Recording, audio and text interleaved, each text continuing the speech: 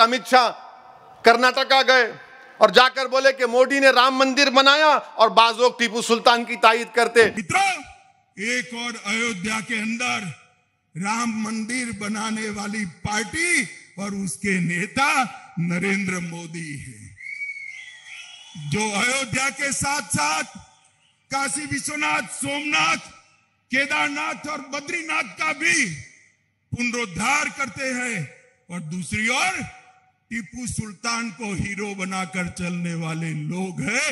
इसके बीच में कर्नाटक की जनता को पसंद करना है। अमित शाह साहब सुनो, टीपू सुल्तान की तारीफ क्यों करते हम? क्योंकि जब भारत की नई आईन की किताब लिखी गई, बाबा साहिब अंबेडकर ने आईन बनाया, नेहरू थे, सरदार पटेल थे।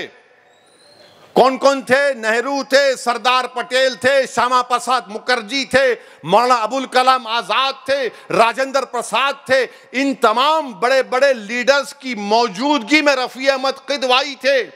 इन तमाम की मौजूदगी में जब पहला कॉन्स्टिट्यूशन की किताब बनी, उसमें उन तमाम लोगों की फोटोज है। राम सीता की है, गुरु नानक की है, बुद्धा की है, महावीर की है, झांसी की रानी की है, बादशाह अकबर की है और टीपू सुल्तान की भी है उसमें। जिन्होंने मुल्क के आईन पर पहली किताब पर साइन किया, उसमें टीपू की फोटो है।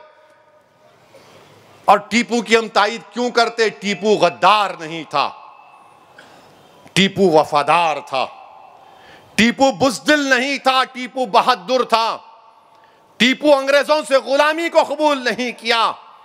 टीपू ने अंग्रेजों के खिलाफ झंडा उठाया कि इस मुल्क को अंग्रेजों की गुलामी से आजाद कराऊंगा।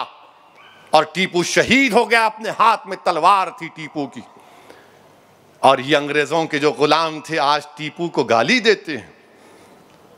टीपू ने माफीनामा लिखकर नहीं दिया था अंग्रेजों को, मैं मुझे माफ कर दो। टीपू ने 7 खत तो छोड़ो, 1 खत टीपू ने नहीं लिखा अंग्रेजों को।